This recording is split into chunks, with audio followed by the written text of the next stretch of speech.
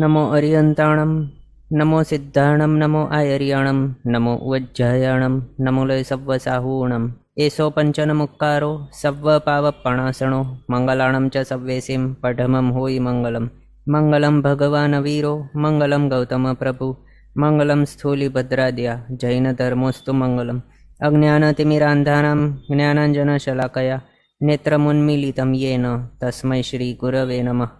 કે સો આપણો વિષય ચાલી રહ્યો છે શ્રી ઉદય સ્વામિત્વ, એટલે કે ત્રીજા કર્મગ્રંથનો બીજો વિભાગ. ત્રીજા કર્મગ્રંથના ફર્સ્ટ વિભાગની અંદર આપણે બંધ સ્વામિત્વ જોયું, જે હતું પરમ પૂજ્ય આચાર્ય ભગવાન શ્રી દેવેન્દ્ર સુરીશ્વરજી મહારાજા સાહેબ દ્વારા વિરચિત. આ બીજો વિભાગ શ્રી ઉદય સ્વામિત્વ તે પરમ પૂજ્ય આચાર્ય ભગવાન શ્રી વીરશેખર સુરીશ્વરજી મહારાજા સાહેબ દ્વારા વિરચિત છે.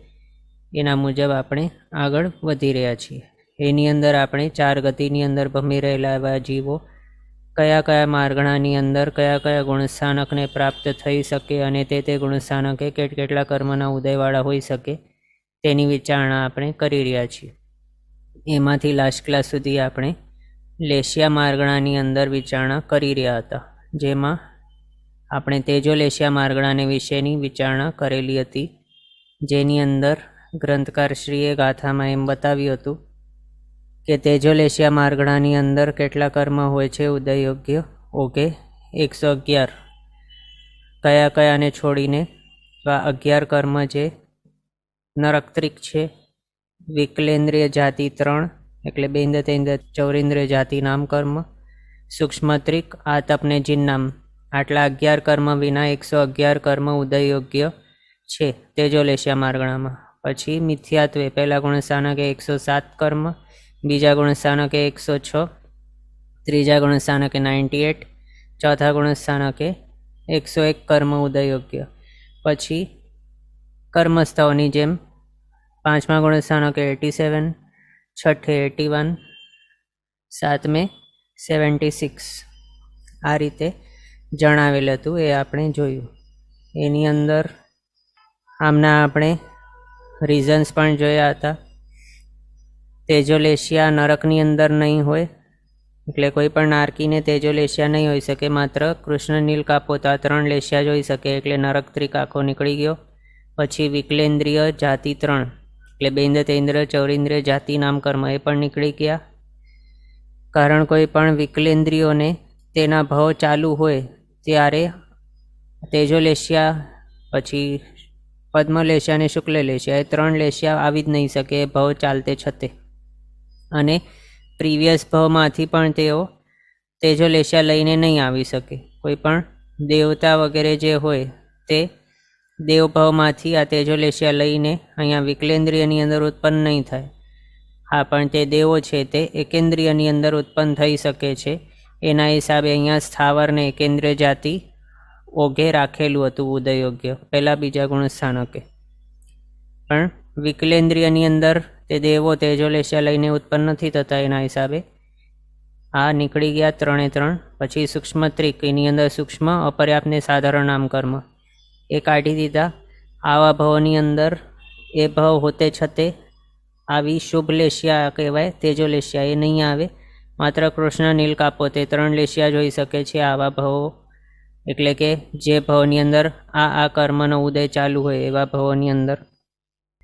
અને પ્રીવિયસ ભાવમાંથી પણ કોઈ જીવ તેજોલેશિયા લઈને આવા કર્મના ઉદયવાળા ભાવની અંદર નહીં આવે, એટલે આ સૂક્ષ્મ અપર્યાપ્તને સાધારણ નામ કર્મ એ કાઢી મૂક્યા ઓગમાંથી. આતપ નામ કર્મ પણ કેવું છે તો કોઈ દેવતા મૃત્યુ પામીને બાદર એકેન્દ્રિય એટલે બાદર પૃથ્વિકાની અંદર ઉત્પન્ન થઈ શકે છે, પણ ત્યાં એની તેજોલેશિયા કેટલા ટાઈમ સુધી હશે? માત્ર સ્ટાર્ટિંગના કેટલાક ટાઈમ સુધી. પણ એ જ્યારે તેજોલેશિયા નીકળી જશે પછી આ આતપ નામકર્મનો ઉદય થશે એ કેન્દ્રિયને. એટલે આતપ નામકર્મના ઉદયવાળા ભાવની અંદર તો તેજોલેશિયા લઈને આવી શકાય છે, પણ એ આતપ નામકર્મનો ઉદય થશે એનાથી પહેલાં જ તેજોલેશિયા ચાલી જશે ને અશુભ 3માંથી કોઈ લેશિયા આવી જશે. એટલે બંને એકસાથે નહીં હોય. તેજોલેશિયાનો હાજરી અને આતપ નામ કર્મનો ઉદય બંને એકસાથે નહીં હોય, એટલે આ આતપ નામ કર્મ ઓઘમાંથી કાઢી મૂક્યો. જીન નામ કર્મ 13મે ગુણસ્થાનકે 14મે ગુણસ્થાનકે ઉદયમાં, અને એ ગુણસ્થાનકો આ માર્ગણાની અંદર પોસિબલ જ નથી, એટલે એ પણ નીકળી ગયા છે. બાકી આપણે જોયું હતું નરકાનુપૂર્વી અહીંયા હોતો જ નથી, પછી મનુષ્યાનુપૂર્વી, તિર્યંચાનુપૂર્વી અને દેવાનુપૂર્વી, આટલા 3 માત્ર ઉદયમાં હોઈ શકે છે આ તેજોલેશિયા માર્ગણાની અંદર. એના વિશે પણ આપણે આગળ જોયેલું હતું. પછી એના બાદ આપણે પદ્મલેશિયા માર્ગણાને વિશે ગાથા ગ્રહણ કરેલી હતી. આ પદ્મલેશિયા માર્ગણાને વિશેની ગાથાઓ: પમ્હાએ ણારગતિગ થાવર જાય ચૌગ આયવ જીણ ઉણા ણવ જુઅસયમ પણસયમ મિચ્છે सम्मायी चौवज्जम मिच्छुणा सासाणे मीसाई गुणेषु पणसु तेव्व णवरी भवे सयमेगम सम्मे तिरियाणु पुव्वी णो. પદ્મલેશિયા માર્ગણાને વિશે આ 2 ગાથાઓ બતાવેલી છે, જેની અંદર ગ્રંથકારશ્રીએ બતાવ્યું કે પદ્મલેશિયા માર્ગણા છે એની અંદર ઓઘે કેટલા કર્મ ઉદય યોગ્ય છે? તો 109 કર્મ. કઈ રીતે? તો આ નરકત્રિક માઇનસ કરવાનું, પછી સ્થાવર ચૌ જાતિ ચૌ એટલે સ્થાવર ચતુષ્ક જાતિ ચતુષ્ક એ માઇનસ કર્યો, પછી આયવો એટલે આતપ નામ કર્મ માઇનસ કર્યો ઓઘમાંથી, અને જીન નામ કર્મ પણ ઓઘમાંથી માઇનસ કર્યો. એ રીતે 109 કર્મ ઉદય યોગ્ય છે. પ્રીવિયસ જે હતું તેજોલેશિયા, એ તેજોલેશિયા માર્ગણાની અંદર 3 જાતિ માઇનસ કરેલી હતી, બેન્દ્ય તૈન્દ્ય ચૌરિન્દ્ર જાતિ, અને એની અંદર સ્થાવર હતો ઉદય યોગ્ય અને એકેન્દ્ર જાતિ પણ ઉદય યોગ્ય હતું. પણ અહીંયા સ્થાવર નામકર્મ અને એકેન્દ્રીય જાતિ નામકર્મ પણ માઇનસ કરવામાં આવે છે પદ્મલેશિયા માર્ગણાની અંદર. બાકી બીજા કર્મો સેમ છે, બસ એ આ 2 જણ જે છે સ્થાવર નામકર્મ અને એકેન્દ્રીય જાતિ નામકર્મ, એ 2 એડિશનલ નીકળે છે ઓઘમાંથી. જો તેજોલેશિયા માર્ગણાની સાથે કમ્પેર કરીએ પદ્મલેશિયા માર્ગણાના ઓઘને, તો એ માઇનસ કરી લેવામાં આવે તો 109 ઓઘે. પછી પણસયમ મિચ્છે એટલે 105 કર્મ મિથ્યાત્વ પહેલા ગુણસ્થાનકે. કઈ રીતે? તો सम्मायी चौवज्जम એટલે સંકિત મોન્ય મિશ્ર મોન્ય આહારક દ્વિક એ 4ને અનુદયમાં રાખીને 105 કર્મ ઉદય યોગ્ય પહેલા ગુણસ્થાનકે. પછી મિચ્છુણા સાસાણે બીજા ગુણસ્થાનકે મિથ્યાત્વ મૌન્ય છે એને ઉદય વિચ્છેદ કરીને સમજવાનું. સાસાણે એટલે કે બીજા ગુણસ્થાનકે કર્મ ઉદય યોગ્ય. કેટલા થઈ ગયા માઇનસ કરીને? અહીંયા તો 105, એમાંથી મિથ્યાત્વ માઇનસ કર્યો 104 થઈ ગયા સાસાણે બીજા ગુણસ્થાનક. પછી મીસાઈ ગુણેશુ પણસુ તેવ્વ મિશ્ર દૃષ્ટિ આદિ ગુણસ્થાનકો 5 જે છે એની અંદર તેવ્વ એટલે તેજોલેશિયા માર્ગણાની જેમ સમજવાનું. પરંતુ અહીંયા એક ડિફરન્સ બતાવે છે કે ચોથા ગુણસ્થાનકે તિર્યંચાનુપૂરીનો ઉદય નહીં હોય. આ તિર્યંચાનુપૂરીનો ઉદય એ નહીં હોય, એના હિસાબે 101 નહીં પણ 100 કર્મ ઉદય યોગ્ય સમજવાના ચોથા ગુણસ્થાનકે પદ્મલેશિયા માર્ગણાની અંદર. એ રીતે આ બતાવ્યું. સંયમેગમ એટલે 100 એટલા હોય છે. તિરિયાણુ પુવ્વીણો એટલે તિર્યંચાનુપૂર્વી નહીં હોય. સમ્મે એટલે ચોથા ગુણસ્થાનકે. આ રીતે બતાવ્યું. હવે આને આપણે ટેબલની અંદર જોઈ લઈએ. તો છે આ આપણી પદ્મલેશિયા માર્ગણા. એની અંદર ઓઘે કેટલા છે? 109 કર્મ ઉદય યોગ્ય. પ્રીવિયસલી જે હતી તેજોલેશિયા માર્ગણા એના જેમ જ કાઢ્યા છે, પણ એડિશનલ એક સ્થાવર નામકર્મ કાઢ્યું અને એક એકેન્દ્રીય જાતિ નામકર્મ. આ ટોટલ 2 કર્મ એડિશનલી કાઢ્યા. પ્રીવિયસલી આપણે તેજોલેશિયા માર્ગણામાંથી ઓઘમાંથી આપણે 11 કર્મ કાઢતા હતા, પણ અહીંયા 11 + 2 એટલે 13 કર્મ ઓઘમાંથી જ કાઢીએ છીએ. નરકત્રિકનો રીઝન સેમ છે. નરકત્રિક કોને ઉદયમાં હોય? તો નારકીઓને. અને નરકની અંદર પદ્મલેશિયા નહીં હોય કોઈને પણ. પદ્મલેશિયા નહીં હોય એના હિસાબે નરકત્રિકનો ઉદય પણ પદ્મલેશિયા માર્ગણાની અંદર નહીં હોય. પછી જાતિ ચતુષ્ક એટલે એકેન્દ્ર બેન્દ્ર તેન્દ્ર જાતિ અને ચૌરેન્દ્ર જાતિ નામકર્મ, એ 4 જાતિ નામકર્મો છે એનો પણ ઉદય નહીં હોય. એ હવે કયા હિસાબે કે જાતિ 4 એટલે આપણા એકેન્દ્રથી ચૌરેન્દ્ર જીવો છે એમને તે ભાવ ચાલતે છતે આ શુભ ગણાતી એવી લેશિયા નહીં આવે રનિંગ ભાવની અંદર. પ્લસ રનિંગ ભાવ તો છે પણ બીજી કઈ સંભાવના છે કે પ્રીવિયસ ભાવમાંથી કોઈ કંઈક લેશિયા લઈને આવતો હોય એવી પણ સંભાવના છે. તો અહીંયા પદ્મલેશિયા જે જીવને હોય એટલે કે અહીંયા નારકીઓને તો ગણી જ નહીં શકે, નારકીઓને આ પદ્મલેશિયા તો પોસિબલ જ નથી. તો કોઈક દેવ છે તે મૃત્યુ પામીને અહીંયા આવા એકેન્દ્રથી ચૌરેન્દ્રિયની અંદર પદ્મલેશિયા લઈને નહીં આવે. એના હિસાબે આ જે છે પહેલાં તો આપણે જોયું વિકલેન્દ્રિયની અંદર નહીં આવે કોઈ પણ દેવતા મૃત્યુ પામીને એ લેશિયા લઈને, એટલે આપણે તેજોલેશિયામાંથી કાઢેલું હતું વિકલેન્દ્રિયના રિલેટેડ બેન્દ્ર તેન્દ્ર ચૌરેન્દ્ર જાતિ નામકર્મો, અને ત્યાં એકેન્દ્રિયની અંદર આવી શકતા હતા તેજોલેશિયાવાળા.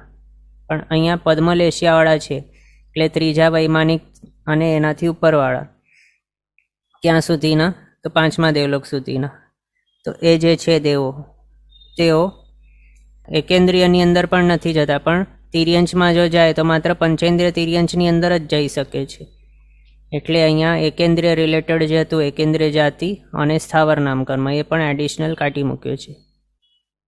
એ થઈ ગયું. પછી આતપ તો સેમ છે આગળનો જેવું જ રીઝન, અને આની અંદર જે સૂક્ષ્મ ત્રિક છે એનો પણ રીઝન સેમ જ સમજવું. તેજોલેશિયાની અંદર જે પ્રમાણે આપણે જોઈએ એ જ રીતે જીન નામકરણનો પણ રીઝન સેમ છે. 13મા ગુણસ્થાનક એનો ઉદય પોસિબલ છે અને 13મું અહીંયા હોતું નથી, માત્ર 7 ગુણસ્થાનક છે અહીંયા. એટલે આ જીન નામનો પણ ઉદય પોસિબલ નથી અહીંયા. એટલે ઓગમાંથી જ કાઢી મૂક્યા છે આ બધા કર્મ, અને રહી જાય છે કેટલા ઉદય યોગ્ય તો 109. 122માંથી 13 માઇનસ કરી લઈએ તો 109 કર્મ ઉદય યોગ્ય રહી જાય છે. પછી ફર્સ્ટ ગુણસ્થાનકે જોઈએ તો 105માંથી આ 4 આપણે જે પ્રમાણે અનુદયની અંદર રાખતા હતા એ જ રીતે છે. 109માંથી 4 માઇનસ કરી 105 થઈ જાય. સાસદ અને બીજા ગુણસ્થાનકે 104 કર્મ ઉદય યોગ્ય. 105માંથી એક મિથ્યાત્વ માત્ર માઇનસ કર્યું છે, મિથ્યાત્વનો ઉદય માત્ર પહેલા ગુણસ્થાનકે હોઈ શકે, એના હિસાબે અહીંયા ઉદય વિચ્છેદ થઈ ગયું. બીજા ગુણસ્થાનકે એનો ઉદય નહીં હોય એટલે 104 કર્મ ઉદય યોગ્ય. ત્રીજા ગુણસ્થાનકે 98 કર્મ ઉદય યોગ્ય. એની અંદર અનંતાનુબંધી 4 તિર્યંચાનુપુરી એનો ઉદય વિચ્છેદ કર્યો, દેવાનુપુરી મનુષ્યાનુપુરીનો અનુદયમાં રાખ્યો અને મિશ્ર મોનિયાનો એડ કર્યો છે ઉદયમાં. એટલે ટોટલ શું કર્યું -7 કર્યા. આ 5 અને આ 2 -7 કર્યું 104માંથી, +1 કર્યું. તો એ કરી લઈએ તો 104 -7 કરીએ તો કેટલા થાય 97, +1 કરીએ તો 98 થઈ ગયા. ત્રીજા ગુણસ્થાનકે ઉદય યોગ્ય. હવે અહીંયા આપણને એ દેખાશે કે તિર્યંચાનુપૂર્વીને અહીંયા ઉદય વિચ્છેદ કરી દીધો છે, અને બાકી અહીંયા રાખ્યા છે દેવાનુપુરી અને મનુષ્યાનુપુરીને અનુદયમાં રાખ્યા છે. પહેલાં આપણે શું કરતા હતા, 3 આનુપુરીઓને અહીંયા રાખતા હતા, અથવા તો જ્યારે નરકાનુપુરી પણ ઉદય યોગ્ય હોતી હતી કર્મસ્થળની અંદર જોતા ટાઈમે, ત્યારે આપણે અહીંયા નરકાનુપુરીને બીજા ગુણસ્થાનકે અહીંયા રાખતા હતા અનુદયમાં, અને બાકીની 3 આનુપુરીઓને અહીંયા અનુદયમાં રાખતા હતા, અને પછી 4 આનુપુરીઓ અહીંયા એડ કરતા હતા. પણ અહીંયા આપણે શું કર્યું છે, નરક ત્રિકને ઓઘમાંથી જ કાઢ્યું છે. પછી આ દેવાનુપુરી મનુષ્યાનુપુરીનો અહીંયા અનુદય કર્યો છે, અને તિર્યંચાનુપુરીને અહીંયા ઉદય વિચ્છેદ જ કરી દીધો છે. એ હવે શા માટે? કારણ ચોથા ગુણસ્થાનકે મનુષ્યાનુપુરી અને દેવાનુપુરીનો ઉદય પોસિબલ છે પદ્મલેશા માર્ગણા, પણ તિર્યંચાનુપુરી છે એનો ઉદય પોસિબલ નથી. એ હવે શાના માટે? કારણ કર્મગ્રંથકાર શ્રીનો મત એવા પ્રમાણેનું છે કે ક્ષયક સમકીતિ એવા હોય જે, અથવા તો કૃતકરણ એવા ક્ષયક્ષમ સમકીતિ મનુષ્યો હોય, તેઓ જો તિર્યંશમાં ઉત્પન્ન થાય તો માત્ર યુગલિક તિર્યંશમાં જ તેઓ ઉત્પન્ન થાય છે, અને ત્યાં પદ્મલેશ્યા અને શુક્લલેશ્યા હોતી નથી. એના હિસાબે પદ્મલેશ્યા માર્ગણા છે એની અંદર ચોથા ગુણસ્થાનકે તિર્યંચાનુપુરીનો ઉદય નહીં હોય. એના કારણે અહીંયા આપણે ચોથા ગુણસ્થાનકે તિર્યંચાનુપૂરીનો ઉદય એડ નહીં કરીએ, પણ અહીંયા ઉદય વિચ્છેદ જ કરી દીધું છે. એમ એ તો થયું કેવું કે મનુષ્ય ભવમાંથી તિર્યંચ ભવની અંદર જતા હોય ચોથો ગુણસ્થાનક લઈને, તો એવી સિચ્યુએશન. પણ હવે આપણને એવું પણ ક્વેશ્ચન આવી શકે કે પદ્મલેશિયાવાળા એવા દેવો, ત્રીજો, ચોથો, પાંચમો વગેરે દેવલોકવાળા, તેઓ જ્યારે તે પદ્મલેશિયાની સાથે ચોથા ગુણસ્થાનક લઈને તિર્યંચની અંદર આવતા હોય ત્યારે શું તિર્યંચાનુપૂરીનો ઉદય નહીં હોય? એવું ક્વેશ્ચન આવી શકે. અથવા તો એવા પ્રમાણેનું પણ ક્વેશ્ચન આવી શકે કે અહીંયા આપણે તો એ સિચ્યુએશન જોઈ કે મનુષ્ય ભવમાંથી ચોથો ગુણસ્થાનક લઈને પદ્મલેશિયા સહિત તિર્યંચની અંદર ઉત્પન્ન થવાની પોસિબિલિટી નથી. એ આપણે સિચ્યુએશન જોઈ. અને એ પણ કોના હિસાબે કે તે જે છે મનુષ્ય તે કેવો છે? કૃતકરણ સમકીતિ છે અથવા તો ક્ષાયિક સમકીતિ છે, અને તે નેક્સ્ટ ભાવની અંદર કમ્પલસરી યુગલિક એવા તિર્યંચની અંદર ઉત્પન્ન થઈ રહ્યો છે. એવું એ એક જ સિચ્યુએશન જોયું આપણે. પણ એની અંદર એવું સિચ્યુએશન શું નહીં થઈ શકે? ચોથો ગુણસ્થાનકની અંદર તો ક્ષયપશમ સમકીતિ પણ હોય, ઉપશમ સમકીતિ પણ હોય, ક્ષાયિક સમકીતિ પણ હોય, અને કૃતકરણ ક્ષયપશમ સમકીતિ એ પણ હોય બધા. તો એ બધા શું ત્યાં તિર્યંચની અંદર ઉત્પન્ન નહીં થઈ શકતા હોય આ ચોથો ગુણસ્થાનક લઈને? તો એમાંથી ઉપશમ સમકીતિ તો અહીંયા મૃત્યુ જ નહીં પામે. પછી કૃતકરણ ક્ષયપશમ સમકીતિ અને ક્ષાયિક સમકીતિ, એના વિશે જોયું કે તેઓ જો મનુષ્ય હોય તો તે યુગલિક તિર્યંચની અંદર જ ઉત્પન્ન થાય કમ્પલસરી, અને ત્યાં પદ્મ અને શુક્લલેશિયા પોસિબલ જ નથી. એટલે એ સિચ્યુએશનની અંદર તિર્યંચાનુપૂરીનો અહીંયા ઉદય નહીં થાય. પછી બચ્યા કોણ? ક્ષયપશમ સમકીતિ. તો ક્ષયપશમ સમકીતિને માટે અહીંયા એ પ્રમાણે મત હોવું જોઈએ કે તેઓ મૃત્યુ પામતા હોય જ્યારે, અથવા તો બોલો કૃતકરણ વાળું મને એકવાર ફરીથી સમજાવો ને, ખ્યાલ ના આવ્યો. હા, કૃતકરણ અને જે યુગલિક તિર્યંચનું જે આપે કીધું એ.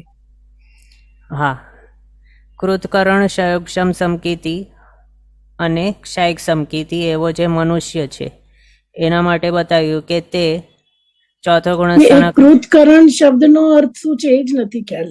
અચ્છા, એમ ભલે. કૃતકરણનો મિનિંગ એવું થાય છે કે તે જે છે જીવ, પહેલાં તો તે મનુષ્ય જ હોય, અને એ મનુષ્ય કેવો?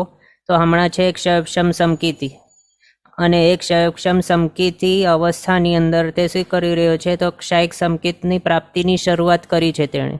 એટલે તેણે અનંતાનુબંધી 4 કષાયનો સંપૂર્ણ ક્ષય કરી દીધો. પછી આગળ વધીને તેને મિથ્યાતમોનિયનો સંપૂર્ણ ક્ષય કરી દીધો.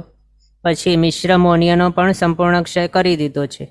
હવે તે સમકિત મોનિયનો સંપૂર્ણ ક્ષય કરી રહ્યો છે. એવી અવસ્થા એની છે, તે કૃતકરણ ક્ષયપશમ સમકીતિ અવસ્થા કહેવાય. અને એ હવે એનું આયુષ્ય હમણાં માત્ર કેટલું બાકી રહેલું છે કે તે સમકિત મોનિય જે છે તેનું ક્ષય કરી રહ્યો છે, અને માત્ર એક અંતર મુહૂર્તની અંદર જ સમકિત મોનિય કમ્પ્લીટલી ક્ષય થઈ જાય એટલું જ ટાઈમ એનું, અથવા તો એટલા જ દલિકો માત્ર બાકી છે સમકિત મોનિયાના. પણ ત્યારે જ તેનું આયુષ્ય કમ્પ્લીટ થઈ ગયું, અને એ અહીંયાથી મૃત્યુ પામીને નેક્સ્ટ ભાવની અંદર ચાલી ગયો. એવું તેને અહીંયા કહ્યું છે કે કૃતકરણ ક્ષયપશમ સમકીતિ અહીંયાથી ત્યાં ગયો, અથવા તો નેક્સ્ટ ભાવની અંદર ગયો. તે ક્લિયર થયો કૃતકરણનો મિનિંગ? દર્શન શબ્દ. હા, ભલે. તો એવો જે છે કે જે ક્ષાયિક સમકિતની પ્રાપ્તિની શરૂઆત કરીને એની પૂર્ણાહુતિ તરફ આગળ વધી રહ્યો છે. પૂર્ણાહુતિ એટલે ક્ષાયિક સમકિતને પ્રગટ કરવાની જે પ્રક્રિયા છે એને કમ્પ્લીટ કરવાની આરે આવી ગયો છે. પણ હજી ક્ષાયિક સમકિતની પ્રાપ્તિ થઈ નહીં હતી, માત્ર અંતર્મુહૂર્ત ટાઈમ બાકી છે એ પ્રાપ્તિ થવા માટે.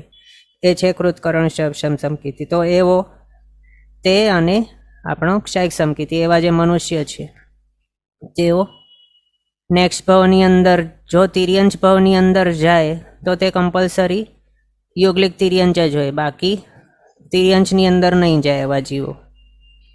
એટલે કે નોન યુગલિક તિર્યંચની અંદર નહીં જાય, સંખ્યાતા વર્ષના આયુષ્યના એવા તિર્યંચ ભાવની અંદર નહીં જાય. અને એ જ રીતે આપણે આગળ એ પણ જોયું હતું કે એવા જે જીવો છે તે જો મનુષ્ય ભાવની અંદર જાય નેક્સ્ટ ભાવમાં, તો તે કમ્પલસરી યુગલિક મનુષ્યની અંદર જ જાય.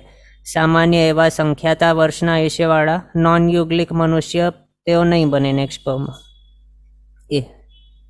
તો આપણે અહીંયા તિર્યન ચાનુપુરીની વિશે વાત ચાલુ છે. તો એ તિર્યન ચાનુપુરીનો ઉદય અહીંયા એને નહીં થાય. અથવા તો એવા જે છે કૃતકરણ શમ સમકીતિ અને આ અક્ષાયિક સમકીતિ જીવો, તેઓ આ પદ્મલેશિયા માર્ગણાની અંદર રહેલા હોય ત્યારે ચોથો ગુણસ્થાનક લઈને તિર્યંજ ભાવની અંદર નહીં જાય, અથવા તો એવા ટાઈપના યુગલિક તિર્યંજ ભાવની અંદર નહીં જાય. કારણ ત્યાં યુગલિક તિર્યંચોના ભાવની અંદર પદ્મ અને શુક્લ લેશિયાની હાજરી પોસિબલ નથી એના હિસાબે. અને એ પણ શા માટે નથી પોસિબલ? તો આપણે આગળ જોયેલું હતું કે પદ્મલેશિયા અને શુક્લ લેશિયા એ જે છે તે ત્રીજો દેવલોક, ત્યાંથી પદ્મલેશિયા સ્ટાર્ટ થાય છે, ને શુક્લ લેશિયા તો હજી આગળ ઉપરના દેવલોકથી, છઠ્ઠા દેવલોકથી સ્ટાર્ટ થાય છે. અને આ યુગલિકો મૃત્યુ પામીને કયા દેવલોક સુધી જઈ શકે છે? તો માત્ર બીજા વૈમાનિક સુધી જ જઈ શકે છે. અને બીજા વૈમાનિક સુધી જાય તો તે જો લેશિયા હોઈ શકે છે ત્યાં, પદ્મ શુક્લ લેશિયા તો હોઈ શકતી નથી. એટલે એ તિર્યંચ જે છે યુગલિક, એ ભાવની અંદર એને પદ્મ શુક્લ લેશિયા પોસિબલ નથી.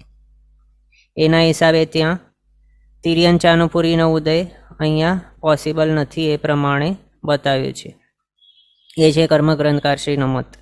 હવે આપણે આ જે જોઈ રહ્યા છીએ તે શ્રી રમ્ય રેણુજી એ બુકના આધારે આ જોઈ રહ્યા છે. હવે એ જ પ્રમાણે ધીરજલાલ મહેતાજી પંડિતજી છે, એમની પણ બુક છે. એની અંદર તેઓએ 101 અહીંયા દર્શાવેલી છે પદ્મલેશિયા માર્ગણાની અંદર, કે જ્યાં તિર્યંચાનુપુરીનો ઉદય પોસિબલ ગણેલું છે. એ હવે એવું જો ગણેલું હોય તો આપણે એમ 101 પણ અહીંયા વિચારી શકીએ. તો એ કઈ રીતે વિચાર્યું હશે? તો એમાં એમ હોઈ શકે કે ક્ષમ સમકીતિ એવા કોઈક હોય દેવતા, પદ્મલેશિયાવાળા જે દેવ હોય કે જે ક્ષમ સમકીતિ છે, તે ત્યાંથી મૃત્યુ પામીને અહીંયા ચોથો ગુણસ્થાનક લઈને તિર્યંચની અંદર ઉત્પન્ન થયા. એવો કોઈ સિચ્યુએશન તેઓએ પોસિબલ ગણેલી હશે. એના હિસાબે 101 અહીંયા તેઓએ ગણેલું હશે એમ. એટલે અહીંયા જો 101 ગણીએ તો એ આપણે રીઝન જોયું કઈ રીતે હોઈ શકે છે ગણેલું.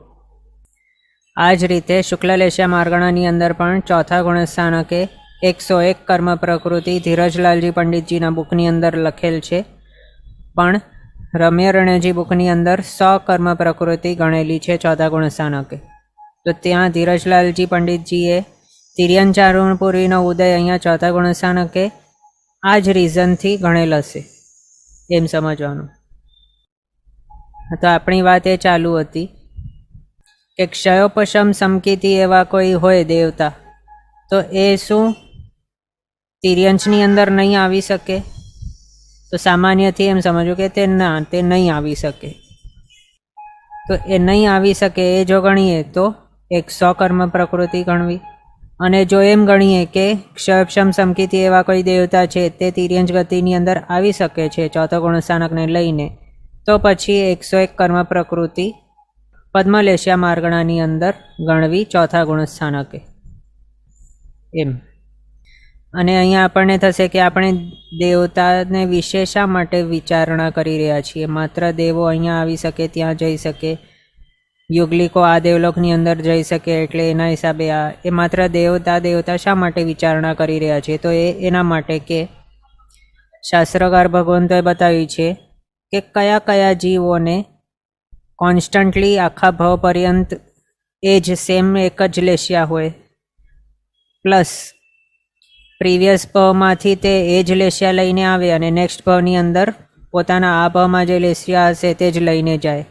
એવા કયા કયા જીવો છે? તો એક તો છે નારકી, બીજા છે દેવતાઓ. અને અહીંયા પદ્મલેશિયાની અંદર તો નરક ગતિને વિશે વિચારણા પોસિબલ જ નથી ત્યાં, કારણ ત્યાં તો પદ્મલેશિયા આવતી જ નથી નરકની અંદર. એટલે આપણે અહીંયા વારંવાર દેવતાઓને વિશે વિચારણા કરી રહ્યા છીએ.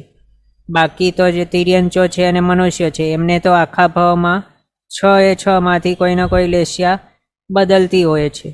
એમના માટે એવો કોઈ રૂલ નથી કે તે આ ભાવની અંદર જે લેશ્યા હશે તે પ્રીવિયસ ભાવમાંથી લઈને આવે અને આ ભાવમાંથી તે લઈને જાય નેક્સ્ટ ભાવમાં. એટલે કે લેશ્યાનો લઈ આવવું ને લઈ જવું એવો રોલ તિર્યંચ અને મનુષ્યને માટે કંઈ છે નહીં, પણ દેવતાઓને નારકીઓને માટે એ રૂલ છે. એના હિસાબે આપણે દેવોને વિશે અહીંયા વિચારણા કરી રહ્યા છીએ એમ. પછી બાકી તો આ સેમ છે 87, 81 ને 76. આગળ હા, ઓકે. પદ્મલેશ્યા માર્ગણાની અંદર ઉદય કોનો કોનો છે? તો જ્ઞાનાવાણીયા બધા 5/5, દર્શનાવાણીયા 9/9, વેદનીય બંને, મોહનીય 28 બધા, આયુષ્ય કર્મ નરક આયુષ્યને છોડીને બાકીના 3, નામકર્મ 67 છે, એનામાંથી માત્ર 55 કયાને છોડીને નરક દ્વિકને છોડ્યું. એટલે ગઈ જાય પ્રમાણે જોઈએ તો ગતિ 3 ગતિ નામકર્મ ઉદય યોગ્ય છે, માત્ર એક નરક ગતિ નામકર્મને માઇનસ કરી લેવાનું. પછી જાતિમાંથી પંચેન્દ્રિય જાતિ નામકર્મ ઉદય યોગ્ય છે, બાકીની 3 નથી ઉદય યોગ્ય. પછી 3 શરીર, તો ઔદારિક વૈક્રિય આહારક શરીર એ ઉદય યોગ્ય છે. તૈજસ અને કાર્મણ શરીર એ પણ ઉદય યોગ્ય છે. એટલે 5/5 શરીર નામકર્મ. પછી અંગોપાંગ નામકર્મ પણ 3 ઉદય યોગ્ય છે. સંગણ 6/6, પછી સંસ્થાન 6/6 ઉદય યોગ્ય.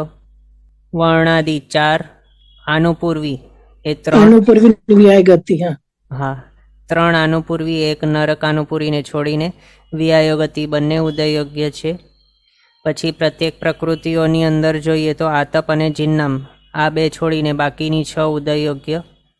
પછી ત્રસ દશક બધો ઉદય યોગ્ય છે. સ્થાવર દશકમાંથી આ 4 માઇનસ કર્યા છે આગળના, સ્થાર સોમ અપજમ અને સાધારણ એ 4 માઇનસ કર્યા છે.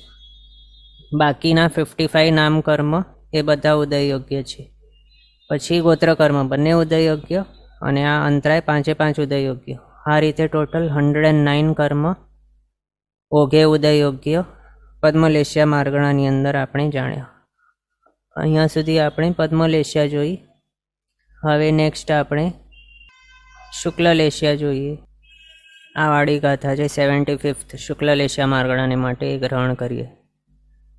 સુક્કાએ તુર્ય ગુણમ જાપમ હવ્વત્થી ણવરી હોય ણવા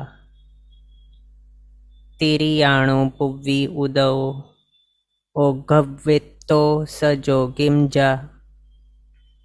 આની અંદર સુક્કાએથી બતાવ્યું કે આ છે શુક્લલેશ્યા માર્ગણાને વિશેનો ઉદય સ્વામિત્વ. એની અંદર બતાવે છે સુક્કાએ તુર્ય ગુણમ, એટલે કે શુક્લલેશ્યા માર્ગણા જે છે એની અંદર તુર્ય ગુણમ એટલે 4 ગુણસ્થાનક. કયા તો ફર્સ્ટ 4 ગુણસ્થાનકો. ત્યાં જા પમહવ્વ અથી એટલે 4 ગુણસ્થાનક સુધી પમહવ્વ એટલે પદ્મલેશ્યા માર્ગણાની જેમ અથી એટલે છે અથવા તો જાણવું. ણવરી હોય ણવા તિરિયાણુ પુવ્વી ઉદવ.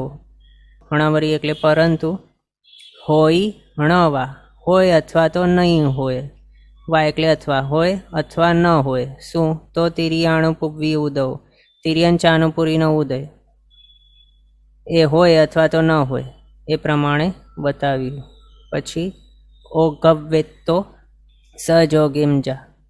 અહીંયા બતાવે છે કે બાકી જે ગુણસ્થાનકો છે તેની અંદર દેશવીરથી ગુણસ્થાનકથી કરીને સોજોગી એટલે કે આપણો 13મું ગુણસ્થાનક છે ત્યાં સુધી ઓઘવ્વ એટલે કે ઓઘની જેમ કર્મસ્થળની જેમ ઉદય સ્વામિત્વ જાણવાનું. આ રીતે બતાવ્યું છે 75th ગાથાની અંદર. એમાં તિર્યંચાનુપુરીને વિશે જે બતાવ્યું એની અંદર હોય અથવા તો ન હોય ઉદય એમ બતાવ્યું છે. તો સિદ્ધાંતના મતના હિસાબે તિર્યંચાનુપુરીનો ઉદય પોસિબલ છે અને કર્મગ્રંથકાર શ્રીના મતના હિસાબે તિર્યંચાનુપુરીનો ઉદય પોસિબલ નથી. એના હિસાબે અહીંયા હોય ણવા એ બતાવ્યું છે. એ આપણે હવે ટેબલ્સની અંદર જોઈ લઈએ. 1 મિનિટ. આ છે શુક્લલેશ્યા માર્ગણા સિદ્ધાંતના મતના હિસાબે, એ પહેલાં જોઈ લઈએ. એની અંદર ઉદય યોગ્ય કેટલા છે? તો 110 કર્મ છે. કયા માઇનસ કર્યા છે? તો આ 12 કર્મ માઇનસ કર્યા છે યોગમાંથી.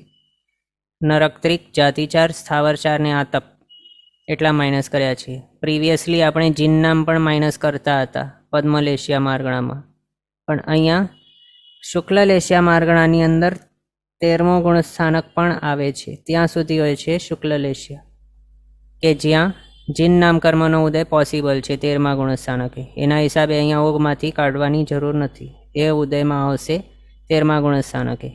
એટલે અહીંયા માત્ર આપણે 12 કર્મ માઇનસ કર્યા છે, નરક્ત્રિક, જાતિચાર, સ્થાવરચાર ને આતપ.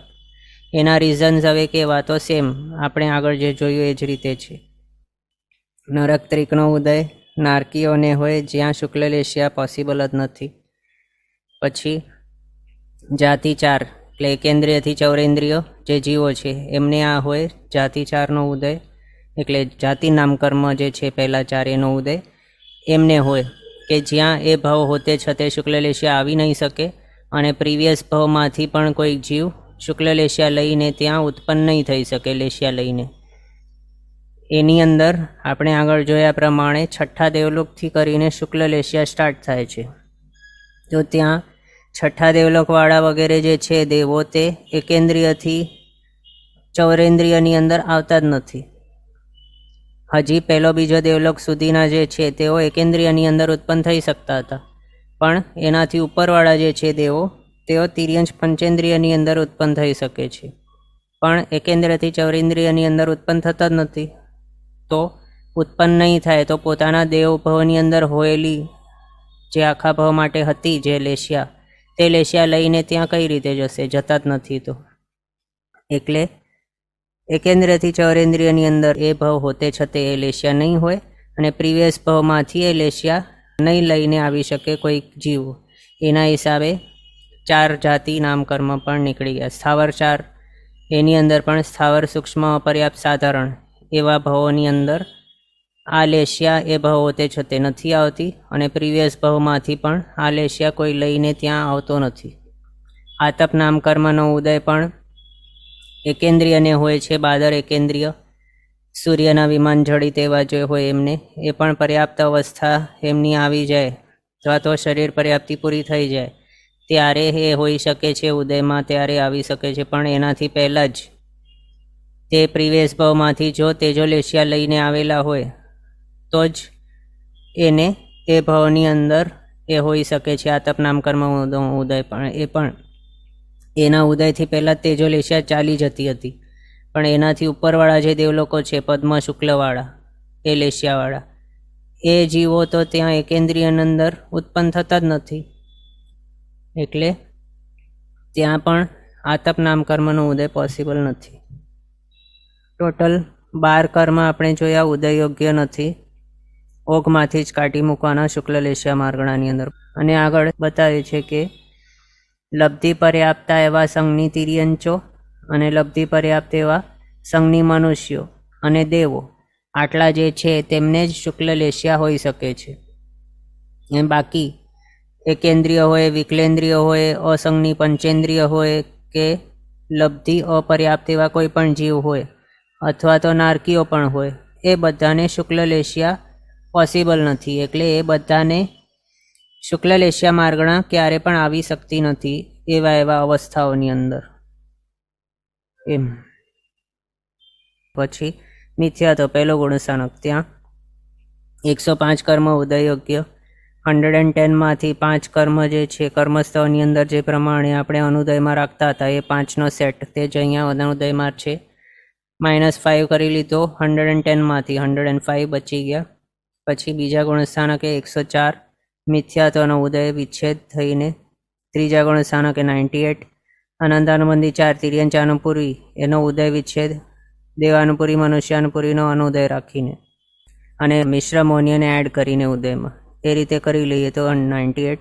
પછી ચોથા ગુણસ્થાનકે 100 કર્મ ઉદય યોગ્ય, મિશ્ર મોનિયાનો ઉદય વિચ્છેદ, સમકિત મોનિયા, પછી આ મનુષ્યાનુપૂરી અને દેવાનુપૂરીને ઉદયમાં એડ કર્યા એ રીતે. હવે આની અંદર સિદ્ધાંતના મત મુજબ તિર્યંચાનુપૂરીનો ઉદય આ માર્ગણાની અંદર પોસિબલ છે. પણ અહીંયા પણ તેઓ ચોથા ગુણસ્થાનકે એનો ઉદય પોસિબલ નથી, તિર્યંચાનુપુરીનો. પણ અહીંયા આ શુક્લલેશ્યા માર્ગણાની અંદર એનો હજી ઉદય પોસિબલ છે. એ કઈ રીતે? તો આપણે આગળ જોયા મુજબ શુક્લલેશ્યા છે તે કયા દેવલોકથી પોસિબલ છે? છઠ્ઠા દેવલોકથી શુક્લલેશ્યા આપણે જોયેલી છે કે તે હોય છે. ટેબલ્સની અંદર પણ આપણે આગળ જોયેલું છે. તો એની અંદર તે જે છે દેવો, તેઓ તિર્યંચની અંદર ઉત્પન્ન થઈ શકે છે. ક્યાં સુધીના દેવલોકવાળા? તો 8મા દેવલોક સુધીવાળા દેવો છે તે તિર્યંચ પંચેન્દ્રિયની અંદર ઉત્પન્ન થતા હોય છે. પોસિબિલિટી છે તેમની ત્યાં તિર્યંચ પંચેન્દ્રિયની અંદર આવીને ઉત્પન્ન થવાની. અને તેઓ ઉત્પન્ન થશે તો પોતાના દેવભાવવાળી લેશિયા લઈને ત્યાં ઉત્પન્ન થશે. એટલે 6ઠ્ઠો, 7મો, 8મો જે છે દેવલોક, તે દેવોને શુક્લ લેશિયા હોય છે. અને તે લેશિયા લઈને તેઓ તિર્યંચ ગતિની અંદર જો ઉત્પન્ન થતા હોય તો ત્યાં તે તિર્યંચાનુપુરીના ઉદયવાળા હશે એ લેશિયા લઈને આવતા ટાઈમે, વિગ્રહ ગતિ જો કરે તો. એટલે એના હિસાબે અહીંયા શુક્લ લેશિયા માર્ગણાની અંદર સિદ્ધાંતના મતના મુજબ તિર્યંચાનુપુરીનો ઉદય પોસિબલ બતાવ્યો. પણ એ પણ ચોથા ગુણસ્થાનકે એનો ઉદય નહીં હોય, એ જોયું. બાકી કર્મગ્રંથકારશ્રીનો મત જોઈએ તો તિર્યંચાનુપુરીને ઓઘમાંથી જ કાઢી મૂક્યો છે. શુક્લલેશિયા માર્ગણાની અંદર એને ગણેલું નથી, તિર્યંચાનુપુરીનો ઉદય પોસિબલ નથી. આ રીતે બતાવ્યું છે. એ હવે શા માટે? આપણે આગળ બંધ સ્વામિત્વ જોઈ રહ્યા હતા, એની અંદર લેશિયા માર્ગણાની અંદર જોઈ રહ્યા હતા. એમાં આપણે એવી વિચારણા કરેલી હતી કે આ દેવલોકો છે જેની અંદર 6ઠ્ઠો, 7મો, 8મો એ 3 મેન છે દેવલોકો, જેના માટે આ જે છે ડાઉટ એ ઊભું થાય છે. 6th, 7th અને 8th દેવલોક, એની અંદર આપણે જોયું હતું કે ત્યાં શુક્લ લેશિયા હોય છે અને તે દેવો મૃત્યુ પામીને તિર્યંચ પંચેન્દ્રિયની અંદર ઉત્પન્ન થઈ શકે છે. તો તે પોતાની શુક્લ લેશિયા લઈને તિર્યંચ ભવની અંદર આવી શકતા હોય તો ત્યાં તિર્યંચાનુપુરીનો પણ ઉદય હોવું જોઈએ, એવું આપણે ત્યાં પણ વિચારણા કરેલી હતી. તો એની અંદર બંધ સ્વામિત્વમાં એવી આપણે વિચારણા કરેલી હતી કે તે જે જીવો છે દેવો, તેઓ તો તિર્યંચ ગતિની અંદર આવી શકે છે અને તિર્યંચ યોગ્ય એવા જે કર્મો છે તે પણ તેઓને બંધ હોઈ શકવાના હોવા જોઈએ, એવી વિચારણા આપણે જોઈ રહ્યા હતા. ત્યાં આપણે એ જોયું હતું કે એની અંદર તિર્યંચના પ્રાયોગ્ય એવો બંધ શા માટે ગણેલું છે કે નથી ગણેલું 6ઠ્ઠો, 7મો, 8મો દેવલોકને માટે? તો એમાં એમ વિચારણા હતી કે એ અપેક્ષા કેવી કે 6ઠ્ઠો, 7મો, 8મો દેવલોક છે એની અંદર જે શુક્લ લેશિયા બતાવેલી છે એ મંદ શુક્લ લેશિયા છે. અને કર્મગ્રંથકારશ્રીના મતના મુજબ તીવ્ર શુક્લ લેશિયાવાળા જે હોય દેવો, તેઓ તિર્યંચ ગતિની અંદર ઉત્પન્ન નહીં થાય એમ. બાકી મંદ એવા જે હોય શુક્લ લેશિયાવાળા તે ઉત્પન્ન થઈ પણ શકે એમ.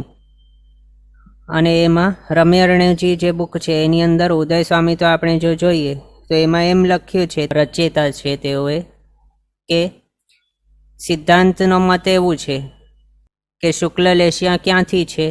તો 6ઠ્ઠા દેવલોકથી શુક્લ લેશિયા છે એવું. અને કર્મગ્રંથકારશ્રીના મતના મુજબ ગ્રંથકારશ્રી કહે છે કે 9મા દેવલોકથી શુક્લ લેશિયા હોય છે. હવે એના હિસાબે અહીંયા 9મા દેવલોકથી શુક્લ લેશિયા છે તો 8મા દેવલોક સુધીવાળા જે દેવો છે તેઓ તો તિર્યંચ પંચેન્દ્રિયની અંદર આવતા હોય છે, પોસિબલ છે. અને 9મો દેવલોક અને એના ઉપરવાળા જે છે દેવો, તેઓ તિર્યંચમાં આવતા જ નથી, માત્ર મનુષ્યમાં જ જાય છે. એટલે એમને તિર્યંચાનુપુરીનો પણ ઉદય નહીં હશે કર્મગ્રંથના મતે. પ્રણામ. બોલો. આપણે ગુણસ્થાનક અને દંડકમાં જે લેશિયા દ્વાર ભણ્યા છીએ અમે લોકો, એમાં સંઘની તિર્યંચ પંચેન્દ્રિય અને સંઘની મનુષ્ય એ પર્યાપ્તાને એને 6 લેશિયા કીધી છે. તો એ પછી કઈ ક્યાં ઘટાડવાનું અહીંયા? એમને તો બતાવી જ છે 6 પછી શુક્લ લેશિયામાં આપણે તિર્યંચ કેમ ન લીધા? તિર્યંચ ગતિ ને તિર્યંચ આયુષ્ય તો પોસિબલ છે, પણ આનુપુરીની વિચારણા. અચ્છા, ઓકે. હા, તો શુક્લ લેશિયાને માટે આપણે કર્મગ્રંથકારશ્રીનો મત એવું જોઈ રહ્યા હતા કે નવમા દેવલોકથી કરીને શુક્લ લેશિયા ગણેલી છે કર્મગ્રંથકાર શ્રીના મતના મુજબ. એના હિસાબે અહીંયા તિર્યન ચાનુપુરીનો ઉદય પોસિબલ જ નહીં થાય, કારણ નવમા દેવલોક અને એનાથી ઉપરવાળા જે છે તેઓ તો ત્યાં તિર્યંશની અંદર ઉત્પન્ન જ નથી થતા, માત્ર મનુષ્યમાં જ ઉત્પન્ન થાય છે. એટલે એમને પછી આ તિર્યન ચાનુપુરીનો ઉદયની સંભાવના હોઈ જ નહીં શકે શુક્લ લેશિયા માર્ગણા જ્યારે વિચારણા કરતા હોઈએ તો.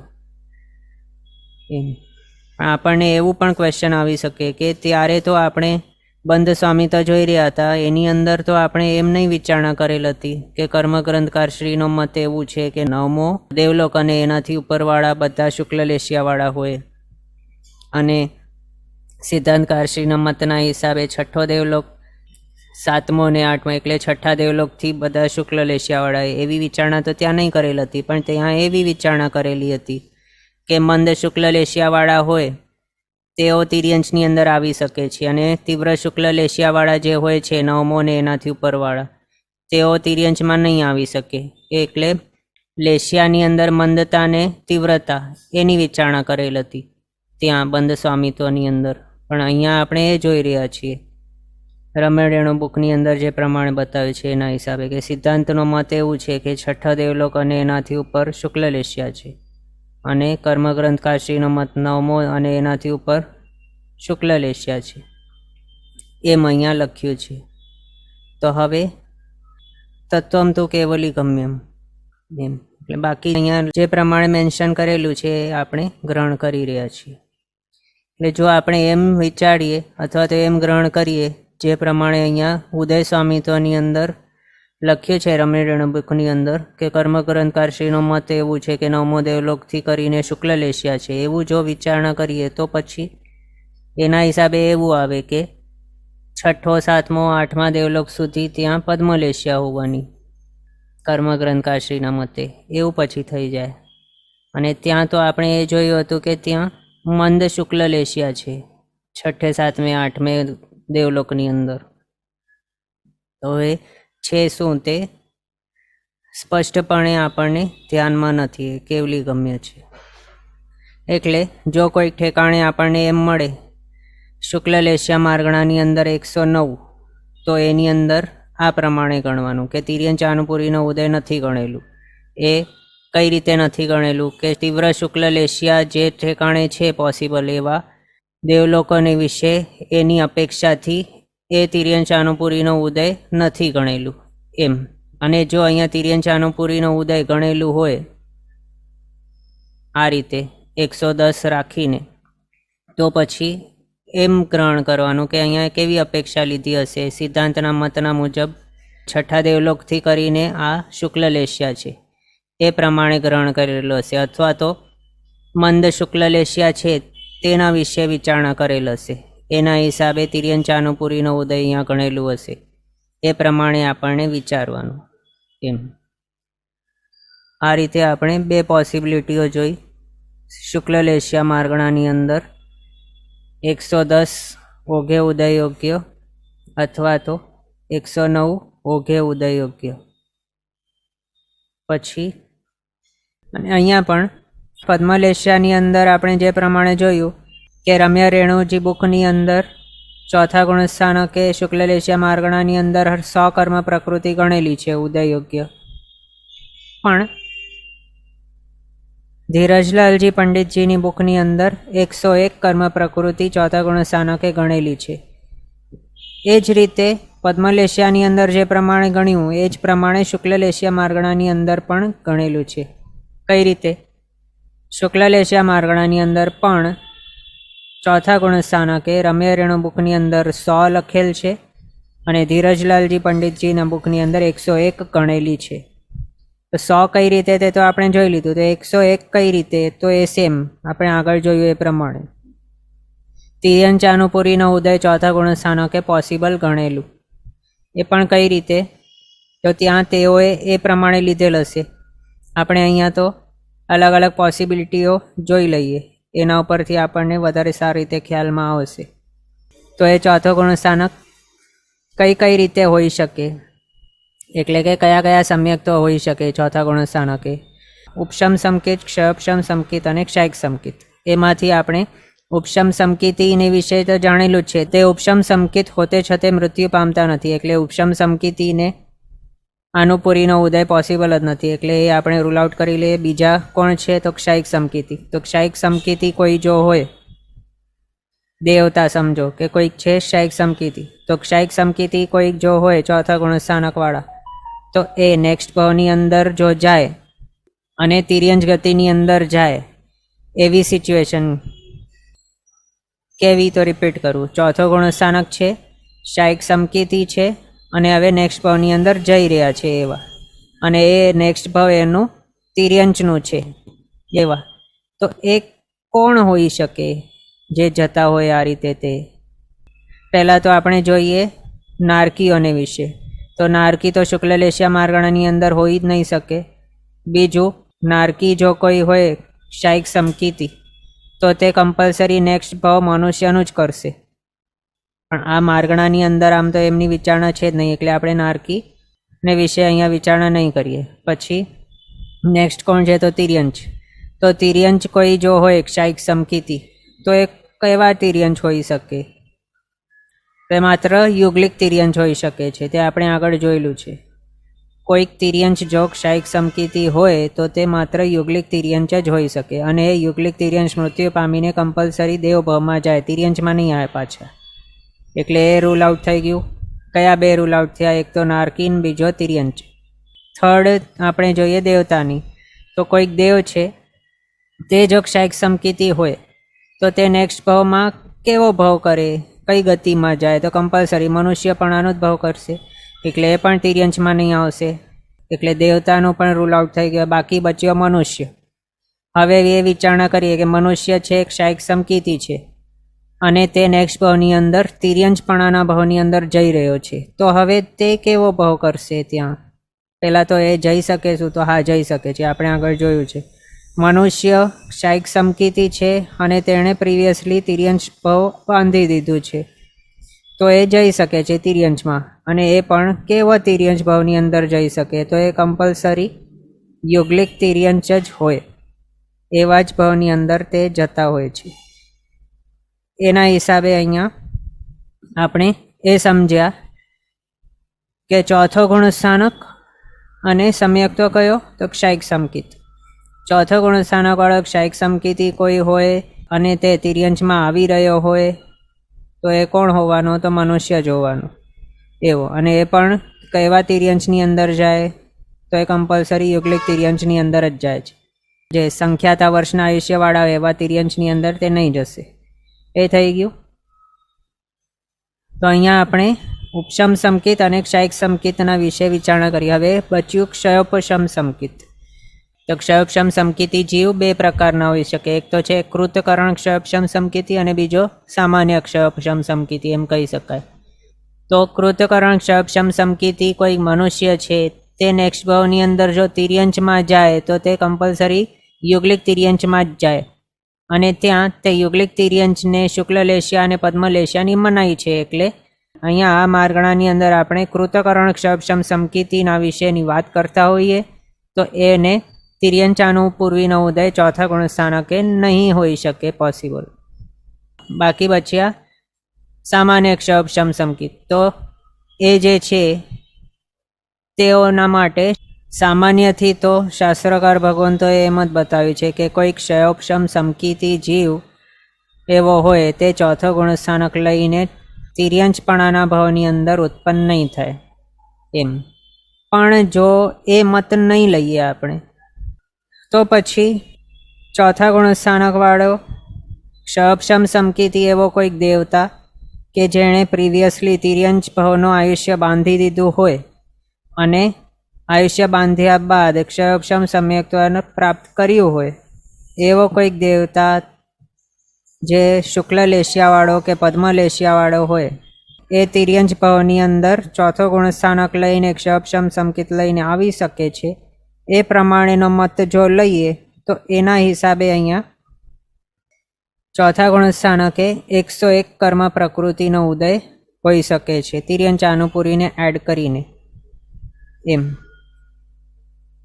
એના હિસાબે આપણે બે મત જોયા, એક તો 100નો ઉદય અને બીજો 101નો ઉદય, કઈ રીતે ગણેલા હોય તે. પછી અહીંયા સુધી આપણે જોઈ લો. તો પછી 5મો ગુણસ્થાનક, ત્યાં 87 કર્મ ઉદય યોગ્ય, કર્મસ્થવની જેમ જ છે સેમ. 6ઠ્ઠા ગુણસ્થાનકે કર્મસ્થવની જેમ 81, પછી 76 7મે, પછી આગળ 72 8મે, 9મે 66, પછી 60 59 57 55 42. આ રીતે 13મા ગુણસ્થાનક સુધી સેમ છે કર્મસ્થવની જેમ શુક્લ લેશિયાની અંદર ઉદય યોગ્ય કર્મો. પછી ઓઘે જોઈએ તો ઉદય કેટલાનું છે?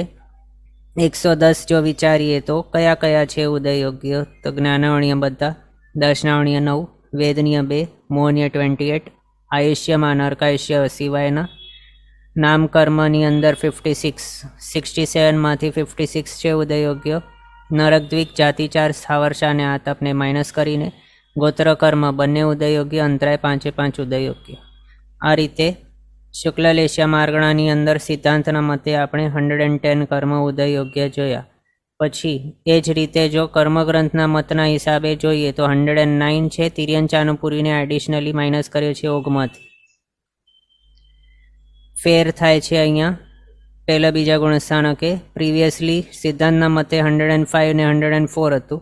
અહીંયા -1 તિર્યંચાનુપુરીને બંનેમાંથી માઇનસ કરીને અહીંયા એ ફેર થયું. પછી કર્મસ્થવના હિસાબે જોઈએ તો અહીંયા એ ફેર છે આ બંનેની અંદર, પણ સિદ્ધાંતના મતના હિસાબે જોઈએ તો સેમ છે 98 ને 100. પછી 5માંથી કરીને બધું ઓઘની જેમ, એટલે કે આપણા કર્મસ્થવની જેમ છે 87 81 76, બધું બીજું સેમ છે 13મા સુધી. ઓઘે કેટલા ઉદય યોગ્ય? તો 109 કર્મગ્રંથ મુજબ, અથવા તો તીવ્ર શુક્લ લેશિયાને વિશે જોતા હોઈએ તો એના હિસાબે 109 કર્મ ઉદય યોગ્ય. ઓઘે 5 જ્ઞાનાવણીય, દર્શનાવણીય બધા 9, પછી વેદનીય બંને, મોહનીય 28 બધા, આયુષ્ય એક નરકાયુષ્ય છોડીને બાકીના 3. નામકર્મ 56 ઉદય યોગ્ય. એની અંદર નરકદ્વિક જાતિચાર સ્થાવરચાર આતપ તિર્યંચાનુપુરી વિના બાકીના 56 ઉદય યોગ્ય. પછી ગોત્રકર્મ 2 ઉદય યોગ્ય બંને, અને આ અંતરાય કર્મ 5 ઉદય યોગ્ય.